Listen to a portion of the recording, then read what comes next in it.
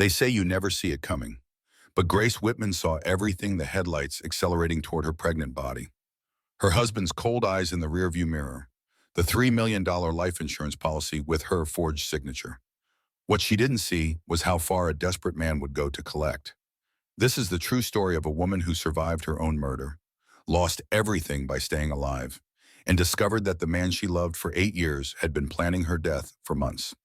Before we begin, if you enjoy true crime stories that expose the darkness hiding in plain sight, hit that like button, drop a comment below, and subscribe so you never miss a story. Now let's dive into Grace's nightmare. They say you never see it coming. They're wrong. I saw the headlights. I saw his eyes in the rearview mirror. I just couldn't believe what they meant. My name is Grace Whitman, and the night my husband tried to kill me started like any other rainy evening in Portland, Oregon. I was 7 months pregnant with our second child, standing in a grocery store parking lot at 9:45 on a Tuesday night because we'd run out of milk and Tyler had insisted I go, said he had work calls to make, said Mia, our 5-year-old daughter, was already asleep, said it would be quick. I should have known better. I'd been a nurse for 6 years before I gave it up to stay home with Mia. I'd seen enough domestic violence cases come through the emergency room to recognize the signs, the escalating anger, the financial secrecy, the gaslighting that made me question my own sanity, the way he'd started looking through me instead of at me, like I was an obstacle rather than a person. But you never think it'll be you. You never think the man who cried at your wedding, who held your hand during labor, who kisses your daughter goodnight and still keeps that photo from our honeymoon in his wallet, could be capable of something like this. You tell yourself the signs are stress, that things will get better once the money situation improves, once the baby comes, once life settles down. The rain was coming down hard, turning the asphalt into a black mirror that reflected the harsh parking lot lights in fractured patterns. I was walking toward my sedan, plastic bags cutting into my wrists, the weight of them pulling at my shoulders. My back ached from carrying the extra weight of pregnancy. My feet were swollen in shoes that had fit perfectly 3 months ago. I just wanted to get home, put my feet up, maybe watch something mindless on television before Tyler came to bed. That's when I heard the engine. Tyler's black SUV, the one he'd bought 6 months ago when business was supposedly going well, when he said the construction company was finally turning a profit. The brake lights glowed red, then white as the vehicle shifted into reverse. I waved, thinking he'd come to help carry groceries.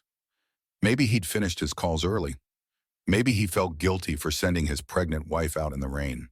For a split second, I felt a flutter of hope that maybe we were okay, that I'd been imagining the distance between us. That's when I saw his face in the side mirror. No recognition, no warmth, no surprise at seeing me there.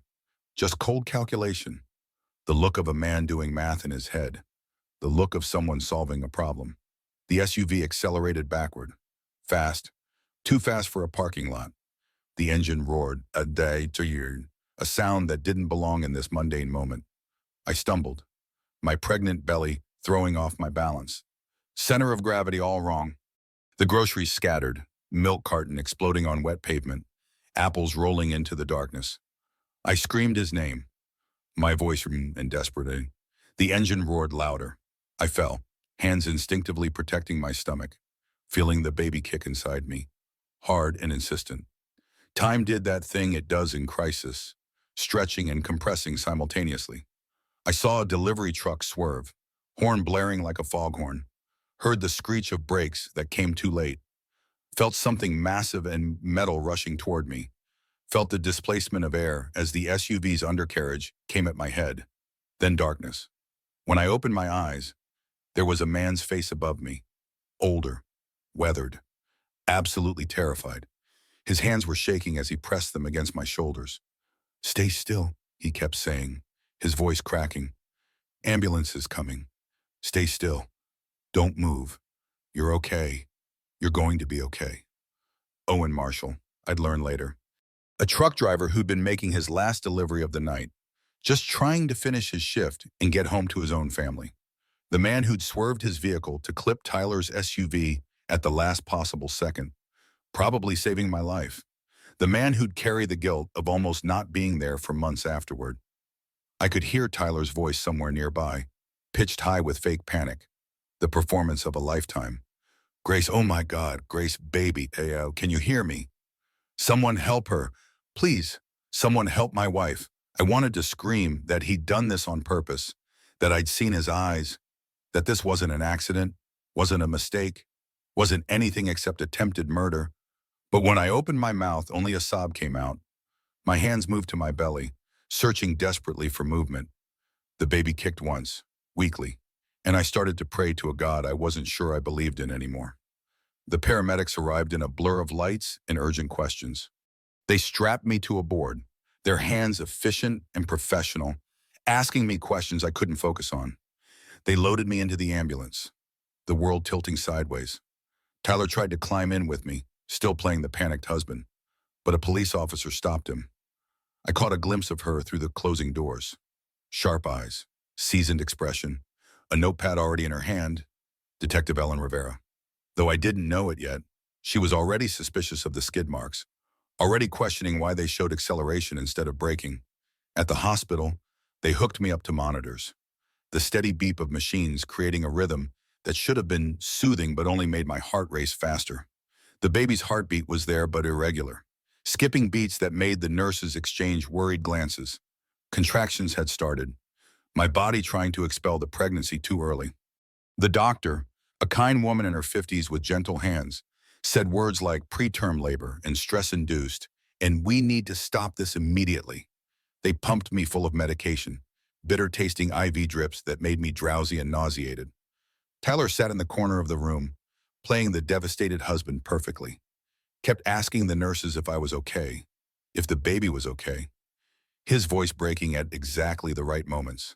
His hand felt like ice when he touched mine, and I couldn't tell if it was him or me who was cold. When we were finally alone, when the nurses had stepped out to give us privacy, he leaned close to my ear, close enough that I could smell his cologne, the same scent he'd worn on our wedding day. If you say one word about what you think happened, he whispered, his breath hot against my skin, I'll make sure you never see Mia again. I have custody lawyers on speed dial. Grace. 3 of them.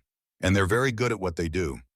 Who do you think a judge will believe? A respected businessman who's been supporting his family for years? Or a paranoid pregnant woman with no proof and a history of emotional instability? I closed my eyes and felt the last piece of my old life shatter into fragments I'd never be able to put back together. The nurse came back in, cheerful and oblivious, and Tyler Straight didn't. His face transformed back into concern in less than a heartbeat. How is she? He asked, voice cracking at exactly the right moment, hands squeezing mine like he actually cared. I stared at the ceiling tiles, counting them to keep from screaming, and realized I had no bruises where his SUV should have hit me. No injuries except the ones that could be explained by a simple fall.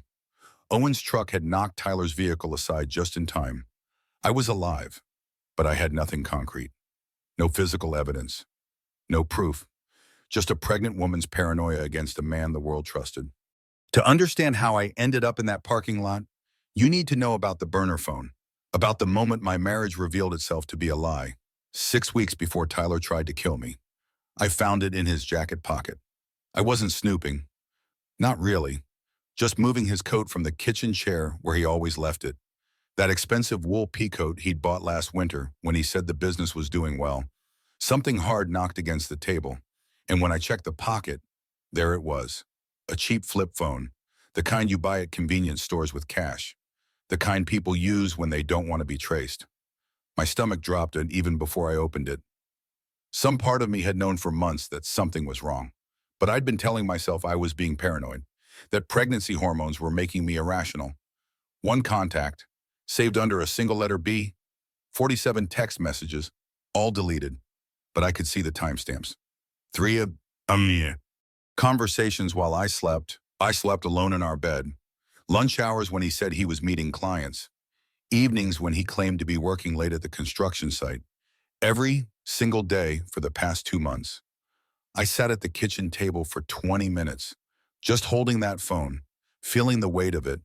Mia was at kindergarten, painting pictures of our family that would go up on the refrigerator. The house was quiet except for the hum of the refrigerator and my own heartbeat pounding in my ears like a drum. I was 7 months pregnant, swollen and exhausted, my body no longer my own, and my husband was having an affair. Part of me wanted to confront him immediately, to throw the phone in his face and demand answers. The other part, the part that had been watching him change over the past year, knew I needed to be smart. Tyler had always been ambitious, driven, the kind of man who saw obstacles as challenges to overcome. But lately there'd been an edge to it, a desperation that made my skin prickle. He snapped at Mia over small things, spilled juice and forgotten homework, stayed up until 3 a.m., staring at his laptop, the blue light illuminating his face in the darkness. Stopped touching me in that casual way married couples do, the hand on your back when passing in the kitchen, the goodnight kiss that meant we were still connected. I put the phone back exactly where I'd found it, my hands shaking. That night at dinner, I asked him how work was going. Casual, conversational, like I didn't have a secret burning a hole in my chest. Fine, he said, not looking up from his plate, knife scraping against porcelain. Why so? Just asking. You seem stressed lately, more than usual. I'm providing for this family. Grace, building something real. My construction company is about to land a major contract, the biggest one yet. This could set us up for years. That's great, I said, watching his jaw clench, the muscle jumping under his skin. Really great. When will you know? Soon. These things take time. So on permits, inspections, financing, it's complicated. Mia pushed her peas around her plate, creating little green trails through the mashed potatoes. Why is Daddy always angry? She asked, her 5-year-old voice cutting through the tension like a knife through butter. Tyler's fork froze midway to his mouth. For a second, I saw something flicker across his face. Guilt, maybe, or fear, or something else I couldn't name. I'm not angry, sweetheart, he said, forcing a smile that didn't reach his eyes. Daddy's just working hard so we can have nice things, so you can go to a good school and we can take vacations and have everything you need. After he'd gone to his office and closed the door, I could hear him on the phone, his voice raised, words I couldn't quite make out but knew were angry. I tucked Mia into bed. She held her stuffed rabbit tight, the one my mother had given her when she was born. Is Daddy mad at me? No, baby, he's just tired. Work is hard sometimes. Are you mad at him? I kissed her forehead, breathing in the scent of her strawberry shampoo. Everything's going to be okay. Children know when you're lying. They can sense it like animals sense earthquakes. Some primal instinct that adults have forgotten. That weekend, while Tyler was supposedly at a job site inspecting foundation work, I went into his home office. The door was usually locked, but I'd found a spare key months ago, tucked it away in my jewelry box just in case. His desk was a mess of blueprints and invoices, coffee-stained papers and crumpled receipts. I didn't know what I was looking for until I found it. A life insurance policy. Mine, $3 million. I'd known we had life insurance, the modest $500,000 policy we'd taken out when Mia was born. Standard procedure for young parents, the insurance agent had said. But this was different. The policy was dated 6 months ago.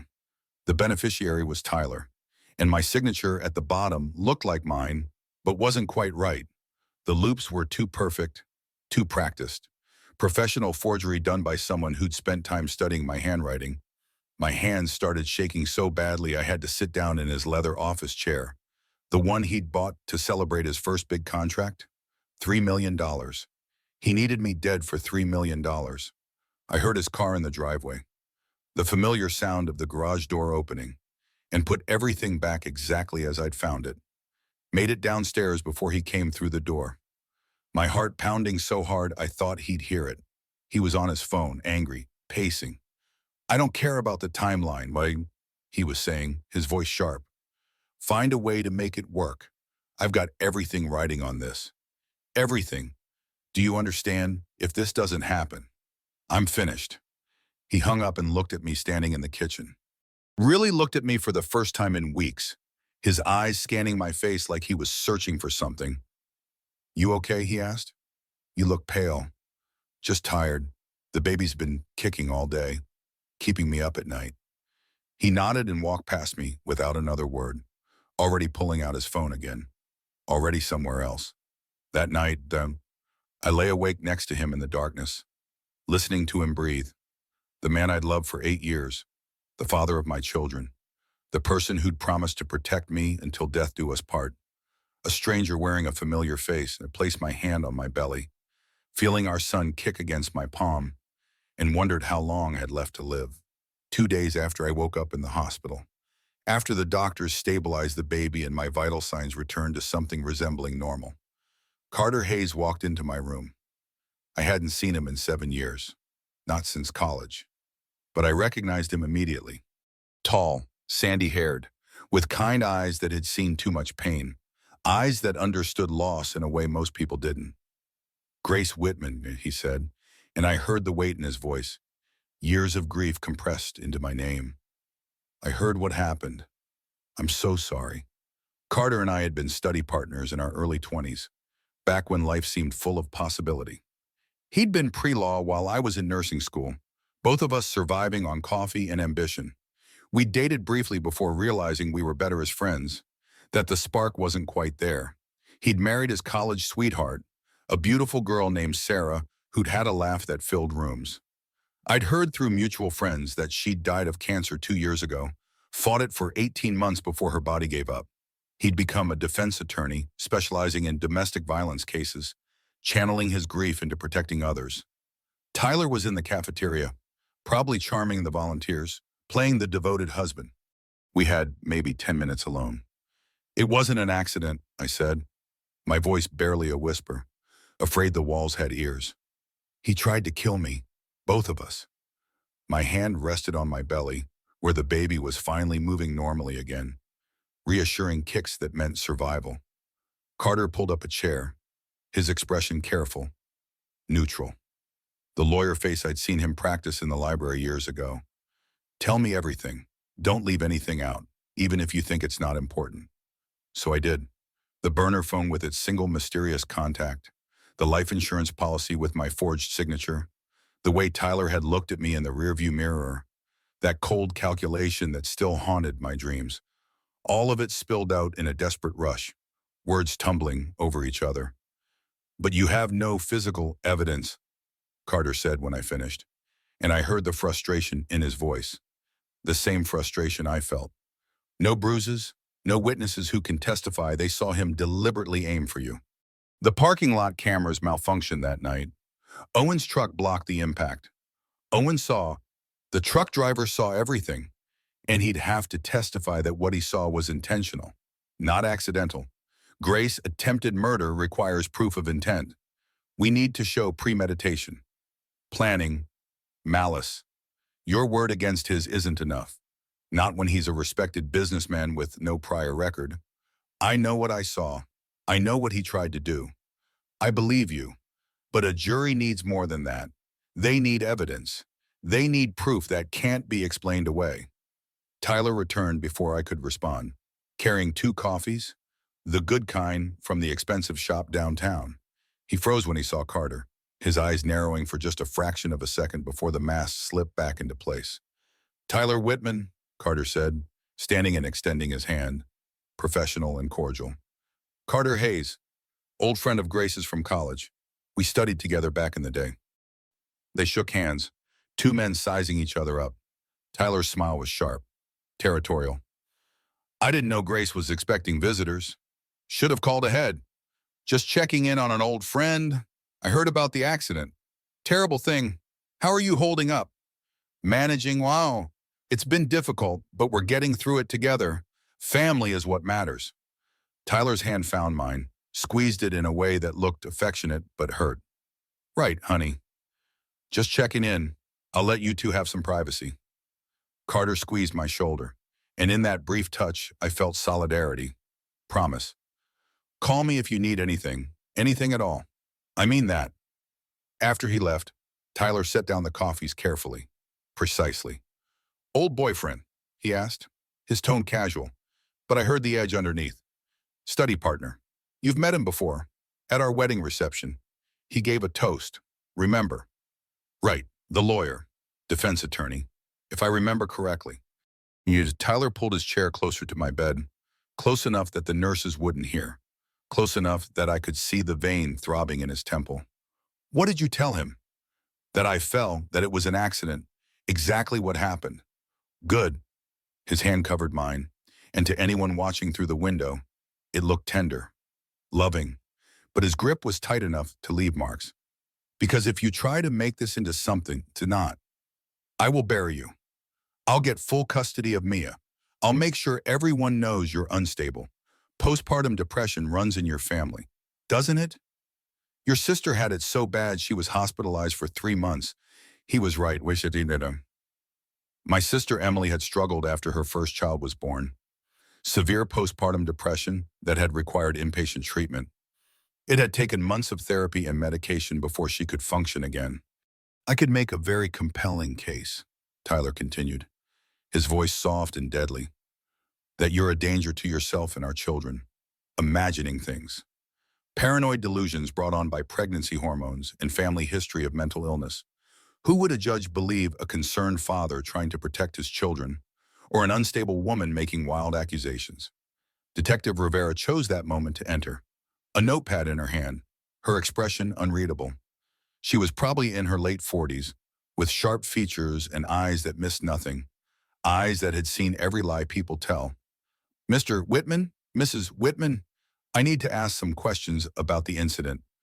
Just routine follow-up. Tyler immediately stood, positioning himself between her and me, protective husband blocking access. My wife has been through a severe trauma. Is this really necessary right now? Can't it wait until she's stronger? Standard procedure, sir. Won't take long. I appreciate your concern. Ura Rivera turned to me, her eyes meeting mine, reading me. Mrs. Whitman, can you walk me through what happened that night? Take your time. I opened my mouth. Tyler's warning echoed in my head.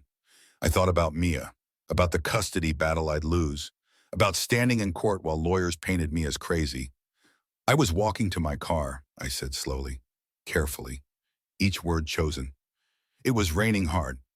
I slipped on something, a puddle maybe, or oil on the pavement. I fell. My husband must have been backing out and didn't see me in the rain and darkness.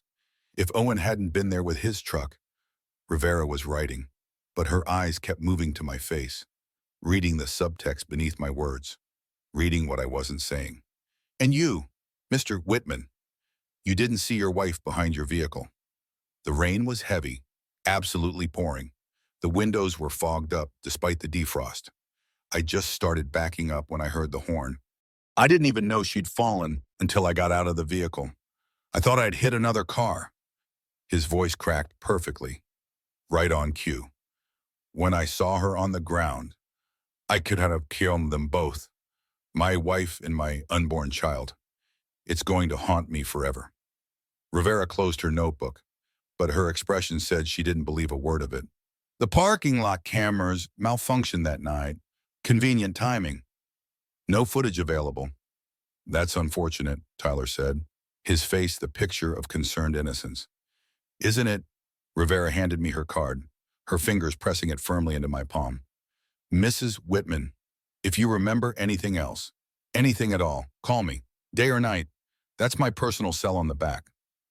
After she left, Tyler relaxed, confident he'd won this round. See, no proof means no case. The detective knows it was an accident. Now let's focus on getting you and our baby healthy so we can put this nightmare behind us. But I held that card like a lifeline, knowing that Detective Rivera had seen through his performance, knowing I wasn't alone in believing the truth. 3 days after being released from the hospital, after they'd sent me home with instructions to rest and monitor for contractions, Carter called. I was home alone. Tyler having taken Mia to daycare with promises to be back by noon.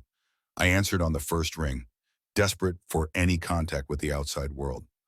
Owen Marshall's dashcam footage, Carter said without preamble, his voice urgent. I tracked him down. He has video from that night, and we need to see it before it disappears, before someone makes it disappear. We met at a diner 30 minutes later, one of those anonymous places with cracked vinyl booths and coffee that tasted like burnt hope. Carter had his laptop open, and there it was. Clear video from Owen's truck camera as he pulled into the parking lot. timestamp in the corner proving authenticity. Tyler's SUV, backing up at normal speed at first, cautious and controlled, then suddenly accelerating hard, the engine revving audibly on the audio track, me in the frame, frozen with grocery bags, my mouth open in shock. The moment I fell, groceries scattering, the way Tyler's brake lights never activated. Not once, just white reverse lights, blazing, and his face in the side mirror, perfectly visible for 3 seconds, emotionless, focused, the face of a man executing a plan. This proves intent, I said, my hand covering my mouth, seeing my almost murder captured in digital clarity. This proves he accelerated toward me. This proves he knew I was there. This proves he didn't brake, which is damning, Carter said carefully, ever the lawyer. But Tyler's defense team will argue he panicked, that he froze up in the moment. That's why he didn't stop. They'll say the acceleration was accidental, foot slipping on the pedal in the rain. We need more than this. We need testimony. So we get Owen to testify. He was there. He saw everything. Carter's expression darkened, and I knew before he spoke that this was going somewhere I didn't want to go. There's a problem. Owen's employer, Cascade Freight, has Tyler's construction company as their biggest client. $3 million in contracts over the past 2 years. He's being pressured to recant his statement, to say the visibility was too poor to see anything clearly. He can't do that. He saved my life. He knows the truth. He has 3 kids, Grace, a mortgage, medical bills from his youngest daughter's asthma treatments, the choice between telling the truth and feeding his family. Most people choose their family every single time. It's not about courage. It's about survival. He was right. When Carter's investigator finally reached Owen by phone 2 days later, the truck driver broke down, his voice thick with guilt and shame. I can't afford to lose my job, Owen said, and I could hear him crying through the speakerphone. My youngest, Emma, she has severe asthma. The medical bills alone are $1,500 a month, even with insurance. My wife works 2 jobs just to keep us afloat. If I testify against Tyler Whitman, Cascade will fire me. They already said as much. No job means no insurance, means Emma doesn't get her medication. I'm sorry. I'm so sorry. But I never actually saw him deliberately aim for her. It all happened so fast. It looked like an accident to me. The dashcam footage disappeared from the company servers that afternoon. Technical glitch. They said when Carter called to verify, corrupted file during a routine backup. These things happen. Owen's personal copy mysteriously stopped working too, the SD card failing when he tried to access it again. He got to them, I told Carter, feeling the walls closing in. Tyler has reach I didn't know about. Influence I never saw. Who else is he paying? What else has he covered up? Or he's more desperate than we thought. Men drowning in debt do desperate things, and desperate men are dangerous. Carter pulled out a folder, thick with documents. Which brings me to the insurance policy. I subpoenaed the records from the insurance company. They weren't happy about it, but a judge signed the order. Tyler had increased my life insurance from $500,000 to $3 million exactly 6 months ago, right around the time I'd noticed him becoming more distant. The premium payments, enormous sums, were coming from a business account I didn't know existed, hidden from our joint finances. And the signature, when examined by a forensic handwriting expert Carter had hired, was professionally forged. Someone had practiced my handwriting extensively, studying the loops and curves, the pressure points and angles. With this, we can at least prove insurance fraud, Carter said, spreading the documents across the table. That's a felony, 5 to 10 years if convicted, but not attempted murder. Not the thing he actually tried to do. One step at a time, the insurance fraud gives Detective Rivera grounds to investigate deeper, to get warrants, to dig into his finances. And there's something else. He hesitated, his finger hovering over a clause in the policy. The policy has a secondary beneficiary clause. If Tyler is convicted of any crime related to your death, the money transfers automatically to someone named Brooke Callahan. She gets everything. The name hit me like cold water, like falling through ice. Who is she? Commercial real estate agent at Tyler's firm, 26 years old, started working there 8 months ago, right around the time he started acting strange. She's on his team, works closely with him on property acquisitions. B, the contact in the burner phone. The woman he texted at 3 in the morning, she's the affair, I said, feeling stupid for not putting it together sooner. She's more than that. She's his accomplice. She's his partner in this. The insurance policy naming her as secondary beneficiary means she knew about the plan. She's in this as deep as he is. That night, Tyler came home late, whistling something cheerful and off-key. Actually whistling. Like he hadn't just tried to murder me and gotten away with it. He kissed Mia goodnight, reading her 2 stories instead of 1, playing the devoted father, asked how I was feeling, if the baby had been moving, made small talk about his day at the office like we were a normal family. I watched him from the kitchen doorway and wondered how many times he'd practiced this performance in the mirror. I filed some paperwork today, he said casually as he poured himself a glass of wine, the expensive red he usually saved for celebrations. Emergency custody motion. Just a precaution, you understand, protecting everyone involved. My blood went cold, ice and crystallizing in my veins. What? Grace, you've been through severe trauma. You're not sleeping, barely eating. You're jumpy, paranoid. I'm worried about your mental state, especially with the baby coming soon. I need to make sure Mia's safe, that she's in a stable environment, safe from what I'm her mother. I've never done anything to hurt her.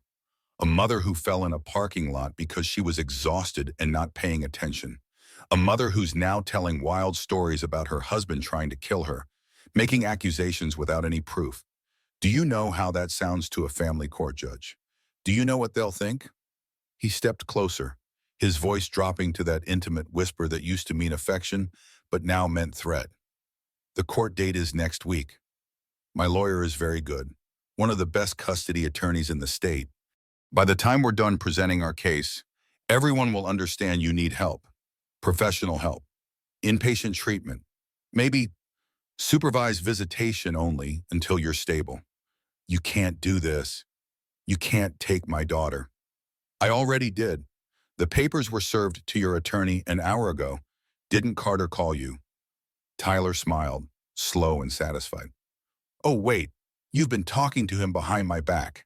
Haven't you? Secret meetings, emotional support from an old flame while your husband works 70-hour weeks to support the family. That'll look wonderful in court. The unstable wife seeking comfort from another man. He drained his wine and went upstairs, leaving me shaking in the kitchen, my hands gripping the counter to stay upright. Carter called 5 minutes later, his voice tight with barely controlled fury.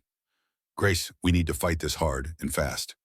This custody motion is aggressive, and his lawyer filed supporting documents claiming you're a danger to yourself and the child.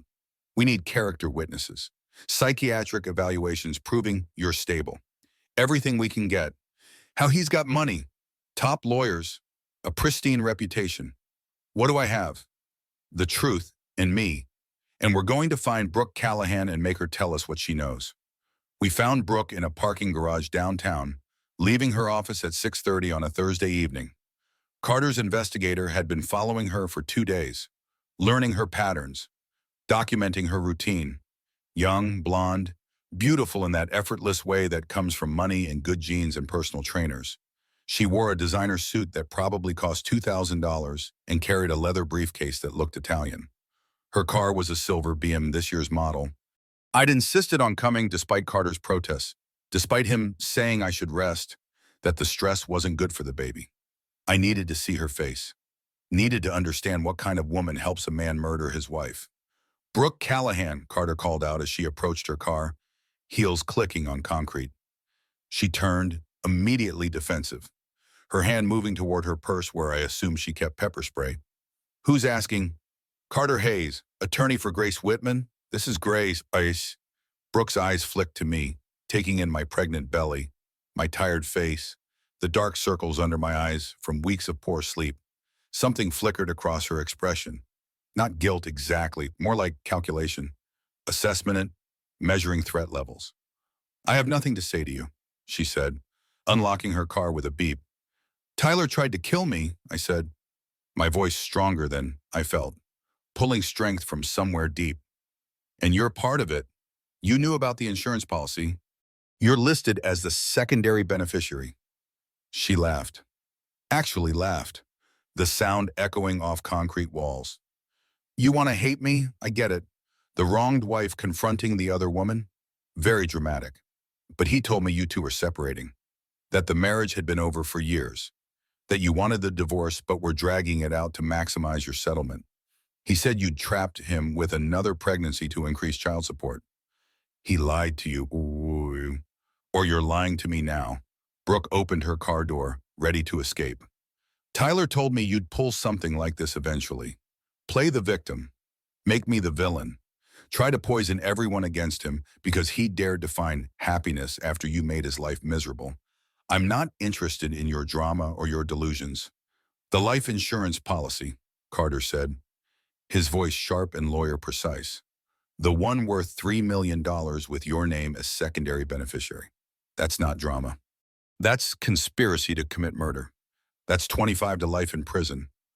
For the first time, Brooke's confidence wavered, cracks appearing in her polished facade. What are you talking about? What policy? Wahamo?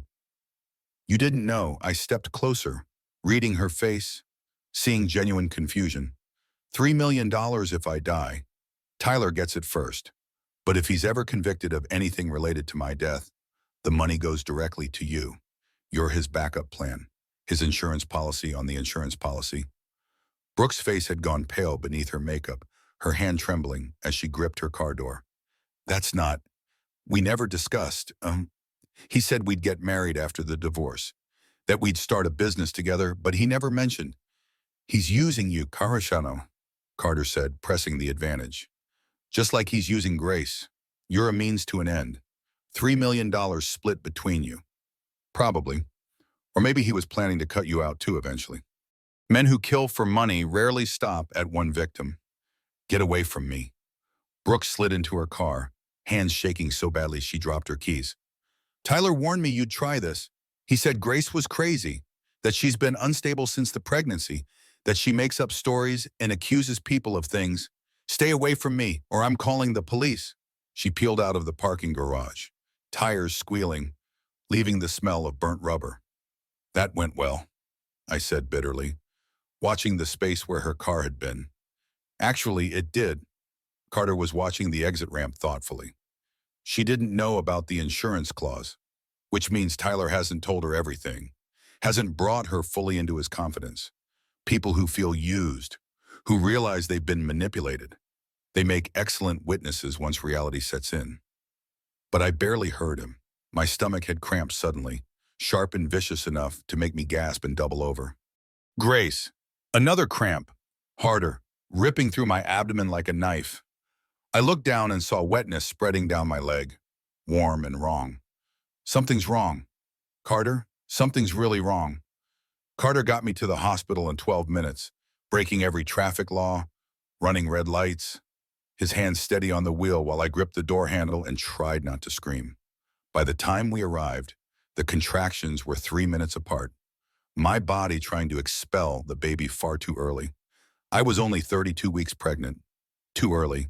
Way too early. Babies born this premature faced lung problems, developmental delays, weeks in the ICU fighting for survival. The doctors rushed me into labor and delivery, a team of specialists appearing from nowhere. Tyler showed up 20 minutes later, somehow notified despite not being on my emergency contact list anymore, probably having someone at the hospital on his payroll. What did you do? He hissed when we were alone for a moment. Nurses bustling around us, preparing equipment. What did you do to stress yourself like this? This is your fault. You and your obsession with destroying me. I went to see your mistress, I said, past caring about his reaction, past fear. Brooke, she's lovely. By the way, young and blonde and doesn't know you're planning to kill her too once you're done with me. Tyler's face went blank, his mask slipping for just a second. You're delirious. The pregnancy hormones have made you paranoid and unstable. The doctors will see that. Everyone will see it. The baby's coming, a nurse interrupted, her voice urgent. We need to prep for emergency C-section immediately. The baby's heart rate is dropping. Sir, you'll need to wait outside. They wheeled me away towards surgery, and Tyler's voice followed me down the hallway, echoing off sterile walls.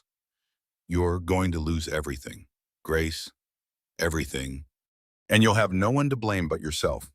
Samuel Tyler Whitman was born at 11:47 p.m. on a Friday night, weighing 3 pounds, 2 ounces.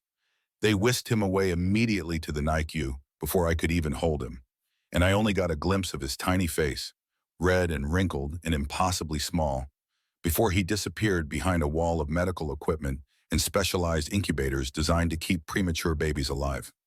He's strong, the doctor told me in recovery, her hand warm on my shoulder.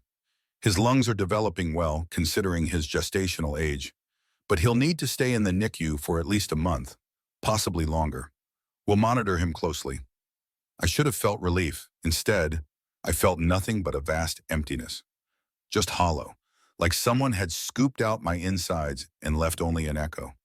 Carter waited in my room when they wheeled me back, still in the same clothes from the parking garage, looking exhausted and worried. He's beautiful, Grace. I saw him through the CIEU window, tiny but fighting. He has your determination. Did you? I stared at the ceiling, unable to process emotions. I can barely remember what he looks like. Just this tiny red thing that came out of me. That's normal. Trauma, emergency surgery, stress, the medications. Give yourself time. You've been through hell. I don't have time. The custody hearing is tomorrow morning. Tyler's going to take Mia, and I can't even hold my newborn son because he's fighting to breathe. It wasn't until the next morning, when my mother arrived from Seattle to stay with me, bringing clothes and toiletries and desperate maternal concern, that I learned what had happened overnight. Tyler had filed an emergency motion claiming I was mentally unfit to care for children. His evidence my harassment of Brooke, my paranoid accusations, my stress-induced premature labor that endangered an innocent baby. The hearing was held in family court at 2 p.m. I was still in the hospital, still recovering from major surgery, appearing via video call from my room with a laptop someone had set up on the tray table. Tyler sat in the actual courtroom with his lawyers, 3 of them in expensive suits, perfectly composed in navy blue like he was attending a business meeting instead of trying to steal my daughter. The judge was a man in his 60s, stern-faced and impatient, the kind who'd seen too many custody battles and believed most of them were just bitter exes weaponizing their children.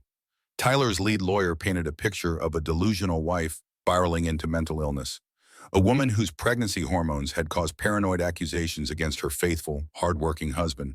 They had character witnesses lined up like soldiers, Tyler's business partners testifying to his integrity, his secretary describing his devotion to family, even Ruth Donnelly, our neighbor, who testified that she'd never seen Tyler act inappropriately, never heard arguments, never witnessed anything concerning. What she didn't mention, because no one asked the right questions, was what she'd seen when she thought no one was watching, what she'd heard through the walls late at night. Carter did his best with what we had, but we had no hard evidence beyond my word, just accusations that sounded paranoid, a wife who couldn't prove attempted murder, theories about insurance fraud that Tyler's lawyers dismissed as desperate attention-seeking. The judge deliberated for 15 minutes, barely long enough to review the documents. In the best interest of the minor child's safety and well-being, I'm granting temporary sole custody to Mr. Whitman. Mrs. Whitman will have supervised visitation rights, 2 hours per week at an approved facility, pending comprehensive psychiatric evaluation and clearance from a licensed therapist. So through the video screen, I watched Tyler's face. He didn't even try to hide his smile. Didn't pretend to be whacked about separating a mother and daughter. Pure victory. They brought Mia to say goodbye to me that evening, a supervised visit in my hospital room. She was clutching her stuffed rabbit, the one she'd had since birth, eyes red and swollen from crying. Why can't I stay with you, Mommy? Her voice was so small, so broken. I held her as tight as I dared, my surgical incision burning with every movement, but I didn't care about the pain. You're going to stay with Daddy for a little while, just until Mommy gets better. But I'll see you soon, baby, I promise. Every week we'll have special time together. Don't make promises you can't keep, Tyler said from the doorway. Arms crossed, he held out his hand to Mia. Come on, sweetheart. Time to go home. We'll stop for ice cream on the way. No, she clung to me, her small hands fisting in my hospital gown. I want to stay with Mommy. Please. Daddy, please. Tyler pulled her away, not roughly but firmly. Practiced and efficient. She screamed my name as he carried her out of the room, her voice echoing in the hallway long after they disappeared. The sound of it broke something fundamental inside me. I sat in that hospital bed, alone except for the steady beep of monitors, and understood what Tyler had meant in the parking lot. I'd lost everything by not dying. If his SUV had struck me dead, if I'd died instantly in that parking lot, at least Mia would have been sad but whole, grief-stricken but not traumatized by being torn between parents. Now she was damaged, watching her mother fall apart, caught in a war she didn't understand. Carter found me 20 minutes later, sobbing so hard I couldn't breathe, hyperventilating into my hands. I can't do this, I said when I could form words. I can't fight him. He's too powerful, too connected. He has money and lawyers, and everyone believes him. What do I have? Grace, look at me. Carter gripped my shoulders, forcing me to meet his eyes. I know this feels impossible right now. I know it feels like he's won, but we're going to burn his world down. I promise you that. How? How do we fight someone who controls everything? Ruth called me an hour ago. She wants to talk. Said she has something we need to see. Something that changes everything. Ruth Donnelly had lived next door to Tyler and me for 3 years. A quiet presence I'd taken for granted. A retired social worker in her late 60s. She was the kind of neighbor who brought homemade cookies at Christmas and watered your plants when you were on vacation. I'd always liked her gentle smile and kind words, but I'd never imagined she'd been watching us so carefully, documenting the dissolution of my marriage like a case file. Carter and I met her at a coffee shop 2 days after I was released from the hospital, a neutral location she'd chosen. Samuel was still in the NICU, gaining weight slowly, his tiny body fighting to survive. Mia was with Tyler in the house that used to be mine. I was alone in a temporary apartment Carter had helped me find, a place where the walls were thin and everything smelled like other people's cooking. Ruth looked older than I remembered, tired and somehow smaller. She pushed a small digital recorder across the table, the kind social workers use to document interviews. I'm not proud of this, she said, her voice heavy with guilt. But about 4 months ago, I started to notice things. Tyler coming home at odd hours when he said he was traveling. A young blonde woman visiting the house when you were out with Mia. Arguments that carried through the walls late at night when you thought no one could hear. You recorded them. My hand hovered over the device, afraid to touch it. Old habits from my social work days. Document everything. Create a trail. Protect the vulnerable. I kept telling myself I was overreacting, that it wasn't my business, that maybe I was just a lonely old woman projecting. But then I heard about the parking lot incident, and she looked at me with eyes that had seen too much human suffering. I'm sorry I didn't come forward sooner. I'm sorry I let it get this far. Carter pressed play, his hand steady even though mine shook. The first recording was grainy with background noise, but the voices were unmistakably clear. Tyler and Brooke, in his office at home, late at night when I'd been sleeping upstairs. 2 months before the parking lot incident. Brooke's voice, younger and uncertain. When is she signing the policy? You said it would be done by now. Tyler, calm and businesslike. It's done. I forged it last week. Practiced her signature for 2 months until I could do it perfectly. The insurance company approved it yesterday. $3 million. Brooke, and you're sure about this? There's no other way out. We couldn't just wait for the divorce. Tyler, we're $850,000 in debt. Brooke, the loan sharks want their money in 3 months or they've promised to do more than break my legs. The foreclosure notice on the condo project came yesterday. I'm hemorrhaging money faster than I can make it. Grace's policy is the only way out that doesn't end with me in a ditch somewhere. Brooke, but killing her, I mean, are you really capable of a Tyler Sharp? Don't say it out loud. Never say it out loud where anyone could hear. I'm capable of doing what needs to be done for us, for our future together. After this, we're set. $3 million. New life in a different state where no one knows us. You, me, and the baby. Fresh start. There's silence on the recording, just breathing and the sound of movement. Then Brooke's voice, quieter, almost a whisper. I'm scared. What if something goes wrong? Nothing will go wrong. I've planned every detail. I'll make it look like an accident. Tragic but believable. No one will ever know. I'll be the grief-stricken widower, and you'll comfort me from a distance. Give it 6 months. A year maybe. Then we'll start seeing each other publicly. No one will suspect. The recording ended, leaving silence in the coffee shop. I sat frozen. Carter's hand on my arm, the only thing keeping me grounded in reality. There's more, Ruth said quietly, pushing the recorder again with trembling fingers. The second recording was from 3 weeks before the parking lot. Tyler, alone in his office, talking on his phone to someone, probably the loan sharks he'd mentioned. I need it done soon. She's getting suspicious, asking questions about money. Found the burner phone last month. Didn't confront me, but I know she saw it. Know she's watching me now. No, I can't wait until after the baby's born. That's more witnesses, more complications. Another life insurance policy I'd need to maintain. Twins would be even more expensive. A car accident, I think. Quick, clean, looks accidental. The grief-stricken widower scenario plays well. Everyone loves a tragic husband. Yeah, I can play that part. I've been practicing. I pushed away from the table and vomited into a trash can. My body rejecting the reality of what I just heard, when I could breathe again. Carter was already on his phone with Detective Rivera, his voice urgent. We have recorded evidence of conspiracy to commit murder, detailed planning, admission of forgery. I'm bringing it to you now.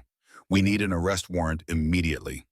Ruth reached across the table and squeezed my hand, her skin paper-thin and warm. I'm sorry, she whispered, tears in her eyes. I should have come forward sooner. If I had, maybe you wouldn't have been in that parking lot. Maybe none of this would have happened. You're here now, sir, I said, my voice hollow. That's what matters. You're helping me now. Detective Rivera met us at the station an hour later in an interrogation room that smelled like stale coffee and desperation. She listened to the recordings 3 times, her expression getting darker and more determined with each playthrough, her pen moving rapidly across her notepad. This is enough for an arrest warrant, she said finally, satisfaction in her voice. We can charge him with conspiracy to commit murder, insurance fraud, forgery, and probably more once we dig deeper into his finances. With this evidence and your testimony, Miss Whitman, we can make sure he never sees the outside of a prison cell for a very long time. They arrested Tyler at his office the next morning during a client meeting. I wasn't there, but Carter told me how it went later, describing it with barely concealed satisfaction.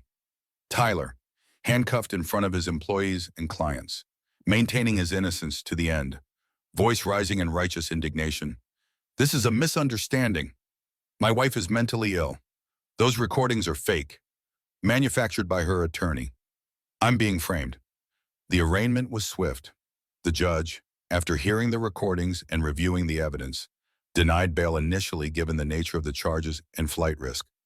For 48 hours, I let myself believe it was finally over.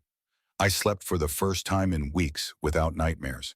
Visited Samuel in the NICU and actually felt hope when he gripped my finger with his tiny hand. Then Brooke's father, a wealthy commercial real estate developer worth an estimated $50 million, posted Tyler's $500,000 bond like it was pocket change. Tyler walked out of jail on a Tuesday morning and sent me a text 15 minutes later. Just 4 words. You just signed your daughter's death warrant. The supervised visitation was supposed to be completely safe, court-ordered, strictly monitored. 1 hour every Saturday at 2 p.m., with a trained social worker present in the room at all times. Tyler could see Mia maintain that crucial parent-child bond, but I'd have her back safely by 3:15. The system was designed to protect children in exactly these situations. I should have known Tyler would find a way around it. Should have known that money and desperation make people capable of anything. The visitation center was in a bland municipal building downtown, all beige walls and fluorescent lighting. I dropped Mia off at 1:50, right on time, kissed her goodbye, and promised I'd be back soon. Watched her walk into the room with Tyler and Kelly, the supervisor, a young woman in her 20s who seemed competent enough. Then I'd driven to the hospital to spend time with Samuel, who was finally up to 4 pounds and breathing mostly on his own. The doctors talking about possible discharge in another week. At 3:30, my phone rang. The visitation center. Caller ID showed. "Mrs. Whitman, there's been an incident." Those 4 words stopped my heart. What incident? Where's my daughter? Kelly, the supervisor, had stepped out to use the bathroom for exactly 3 minutes. She checked the security protocols, knew the door was locked, believed everything was secure. In those 3 minutes, Tyler had taken Mia by the hand and calmly walked out through a back exit that should have been alarmed, but wasn't. His car was gone from the parking lot. Mia was gone. And the security guard who should have stopped them had been bribed with $2,000 in cash to look the other way and claim he'd been in the other building. I screamed so loud in the NICU that 3 nurses came running, thinking something had happened to Samuel. Carter got to me first, somehow already knowing, pulling me into his arms as my legs gave out. He took her. He took my baby. He has Mia and he's going to kill her because I testified against him. The Amber Alert went out within an hour. Fastest response time the police had seen in years. Mia's picture appeared on every phone in Oregon, every electronic billboard, every TV station. 5 years old, 3 feet 2 inches, brown hair, brown eyes. Last seen wearing a pink dress with white flowers and white sneakers. Considered in danger due to parental abduction and ongoing criminal case. Detective Rivera coordinated with the FBI, setting up a task force. Tyler's car was spotted on traffic cameras heading south on Interstate 5 toward California. Then it disappeared somewhere near the border, vanishing like he'd planned this route carefully. 18 hours passed. 18 of the longest hours of my life. My phone rang constantly. Police updates that meant nothing useful. Press wanting statements. Tyler's family calling to say I'd driven him to this. Carter refused to leave my side, bringing me food I couldn't eat, water I couldn't drink. I couldn't sleep, couldn't cry after a while. Just sat in that uncomfortable hospital chair, staring at nothing. At hour 19, while I was in the bathroom, something inside my body broke. Not just emotionally, but physically. I felt it tear, felt the sudden gush of blood. Placental abruption, the emergency room doctor said, her voice urgent as she scrambled to prep an operating room. The stress has caused your placenta to separate. We need to operate immediately to stop the bleeding. This is life-threatening. Mrs. Whitman, I can't, I said, pushing away the gurney, trying to stand even though blood was soaking through my clothes. My daughter is missing.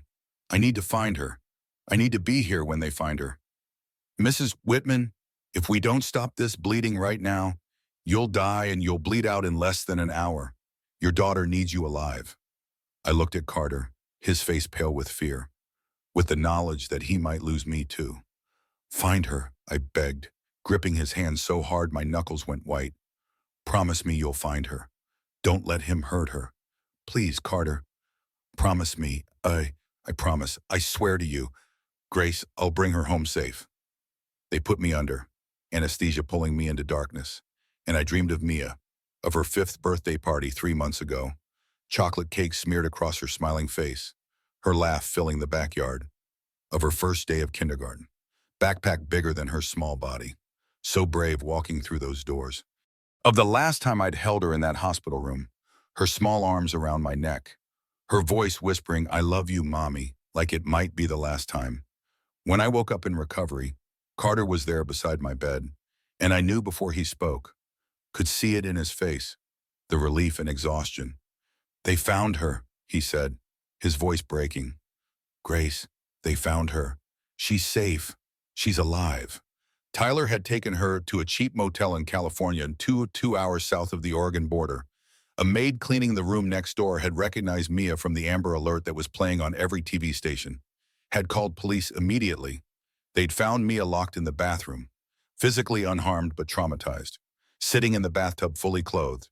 Tyler had been arrested without incident, didn't even try to run. She's flying back now with Child Protective Services, Carter said, holding my hand. She'll be here in 4 hours. She's asking for you. Oh, I started to cry, deep, wrenching sobs that hurt my fresh surgical incision.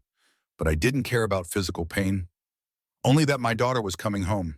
When they brought Mia to me that evening, escorted by a kind social worker, she ran into my arms and wouldn't let go. She was shaking, her whole small body trembling, silent in a way that scared me more than screaming would have. Her eyes looked too old for a 5-year-old, haunted. "Daddy said we were going on an adventure," she whispered finally, her face pressed against my neck. "He said it would be fun, but then he started crying and saying he was sorry over and over. He locked me in the bathroom and told me to be quiet. I was so scared. Mommy, I thought he was going to leave me there forever." I held her and rocked her the way I had when she was a baby, whispering promises I prayed with everything in me that I could keep this time, that the nightmare was finally ending, that we'd be safe now. Brooke Callahan's crisis of conscience came at 3 a.m. on a Wednesday morning, 2 weeks after Tyler's arrest for kidnapping had made every news station in the Pacific Northwest. She called Carter's office number, not his cell, leaving a rambling message on his voicemail. "It's Brooke Callahan. I need to talk to you. He's going to kill me too. I found texts, plans. I'm 12 weeks pregnant with a girl and he was planning to kill me after the baby was born. I have proof, real proof. Please call me back." Carter called me immediately despite the hour, knowing I wouldn't be sleeping anyway. It's happening. She's ready to flip. She's scared, and that makes her honest. We met Brooke at a safe house the FBI had arranged, a nondescript apartment in a neighborhood where no one asked questions. She looked nothing like the confident, polished woman from the parking garage.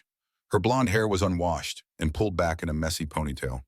Her eyes were hollow, dark circles underneath from lack of sleep. She wore sweatpants and an oversized hoodie, looking younger than her 26 years. "I'm pregnant," she said as soon as we sat down, before anyone could speak. 12 weeks. I went for my first ultrasound yesterday. It's a girl. I felt a complicated stab of something, jealousy mixed with pity, mixed with the shared terror of bringing a child into this nightmare. "Congratulations." "Don't," her voice was sharp, brittle. "Don't congratulate me. I went to that ultrasound and saw her on the screen, heard her heartbeat, watched her move. And all I could think about was Tyler's face in that jail interview video that's all over the news. How cold he was when they asked him about you. How calculated. Like you weren't even human to him. Just an obstacle. A problem to solve." She pulled out her phone with shaking hands, scrolling frantically. "I started going through our old text messages last night. Couldn't sleep. Looking for, I don't know, some sign of the man I thought I loved. Some evidence that he'd actually cared about me. Instead, I found this." She showed us a text thread from 8 months ago, right when she'd first gotten pregnant, before Tyler had tried to kill me. Tyler to Brooke. "After Grace, I'll do the same to you once the kid's born. Life insurance pays better than divorce. Even with a prenup. You understand that, right? This is just business. Nothing personal." Brooke to Tyler. "You're joking. Tell me you're joking." Tyler to Brooke. "I'm a businessman. I make profitable decisions. That's all this is." "He was already planning to kill you," I said, the horror of it settling deep in my bones. Before he even tried to kill me, he was planning your murder too. I'm 26 years old." Brooke's voice cracked, years of confidence crumbling. "I'm having his baby, a daughter, and he was planning to murder me for insurance money. Just like you. We're not people to him. We're just assets, line items in a budget." Detective Rivera arrived 30 minutes later with 2 FBI agents, their faces serious and professional. They fitted Brooke with a wire, a tiny microphone taped between her breasts, and prepped her for what came next, explaining protocols and safety measures. "Tyler made bail again 2 days ago," Rivera explained, her voice tight with frustration at a system that kept releasing dangerous men. "His lawyer got the kidnapping charge reduced to custodial interference with a huge bond. He's out, but he's being monitored with an ankle bracelet. We need him to confess on tape. We need his own words condemning him." "He won't meet with me," Brooke said, fear evident in every word. "He knows I'm the weak link. He's been avoiding my calls since his arrest. He will if you tell him Grace is planning something worse. If he thinks you're still on his side, that you're warning him, tell him you want to help." So Brooke sent the text, carefully worded under FBI supervision. "Grace's lawyer is building a case. They have more evidence. We need to talk about our story. Tonight, please, Tyler. I'm scared. Tyler responded in 3 minutes. Hillside Motel, room 212, 9 p.m. Come alone. Don't tell anyone. The motel was seedy, the kind of place that rented rooms by the hour and didn't ask questions. The FBI set up surveillance in the adjacent room, cameras and recording equipment, a whole team monitoring. I sat in an FBI van parked across the street, watching on a monitor as Brooke knocked on the door. As Tyler let her in, looking paranoid and desperate, he looked terrible, unshaven, gaunt, 20 pounds lighter than when I'd last seen him. His eyes were wild, darting around like he expected police to burst in at any moment. "What does her lawyer have?" he demanded immediately, not even greeting her. "What evidence?" "Recordings. Ruth Donnelly, your neighbor. She recorded you and me talking about the insurance policy months ago. Everything. She heard everything through the walls." Tyler's face went white, actual terror crossing his features. "How much did she hear?" "What exactly everything? The plan to kill Grace, the insurance money, the debt, all of it." Brooke moved closer to him, playing her part perfectly. The wire picked up every word with crystal clarity. "Tyler, we need to figure this out. Together, we need a strategy." "There's nothing to figure out." Tyler paced the small room like a caged animal, his hands pulling at his hair. "It's done. I'm done. Even if I somehow beat the attempted murder charge, I've still got insurance fraud, forgery, kidnapping. I'm looking at 30 years minimum, maybe more. Unless what? There has to be something we can do." "Unless what?" Tyler's voice rose, hysteria creeping in. "Unless I kill Grace for real this time." "I couldn't even do that right. Owen's fucking truck got in the way. If that driver hadn't been there, she'd be dead and we'd be in the Bahamas right now with $3 million. "So you admit it," Brooke said carefully. Every word important. "You meant to hit her that night in the parking lot?" "Of course I meant to hit her." Tyler exploded. "The dam finally breaking. What do you think, this was an accident? I've done the math 100 times. Run every scenario. Dead wives are worth $3 million. Live ex-wives cost me $40,000 a year in alimony and child support for the next 13 years. That's over $500,000. It's just business. Brooke, simple economics, cost-benefit analysis." Silence. Then Brooke's voice, barely a whisper, "And me was I simple economics too." "You," Tyler laughed, a bitter, broken sound. "You were supposed to be the alibi. The grieving mistress who didn't know anything, who'd testify on my behalf if it came to trial. But then you got pregnant, completely careless. And I thought, why waste the insurance potential? Your policy's only $1 million because of your age, but it's better than nothing. Every asset should be monetized. You took out a policy on me." Brooke backed toward the door, hand behind her reaching for the handle. "Winchett, 6 months ago, you signed it at the office. Remember I told you it was a standard benefits package for senior agents? You didn't even read it, just signed where I indicated. Made it very easy." Brooke's hand found the doorknob. "You're a monster, an actual monster. I'm a businessman who made bad investments and found a solution." Tyler's voice was cold now, the mask completely off, showing what had always been underneath. "Grace was a means to an end. You were a bonus opportunity. Neither of you were ever supposed to matter beyond your economic value." That's when the FBI burst through the door, shouting commands, weapons drawn. The trial lasted 3 weeks, a media sensation that filled courtroom seats every single day. Tyler's lawyers tried everything, claiming the wire recording was illegal entrapment, that his confession was taken under duress, that he'd been joking. But the jury heard Ruth's recordings of his planning. They heard Brooke's wire where he confessed in explicit detail. They heard Owen Marshall, who'd finally found the courage to testify about what he'd witnessed that night. And they heard me. I testified for 4 hours, holding Samuel in my arms.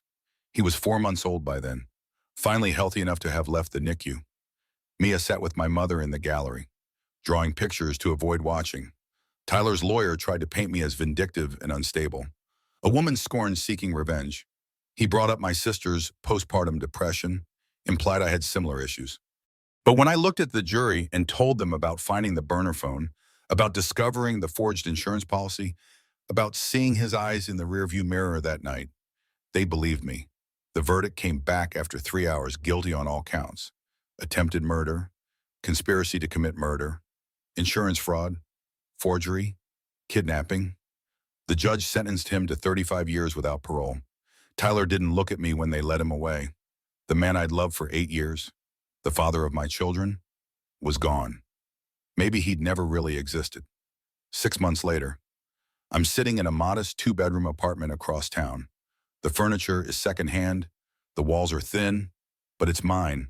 I'm working part-time at a community clinic, rebuilding my nursing career slowly.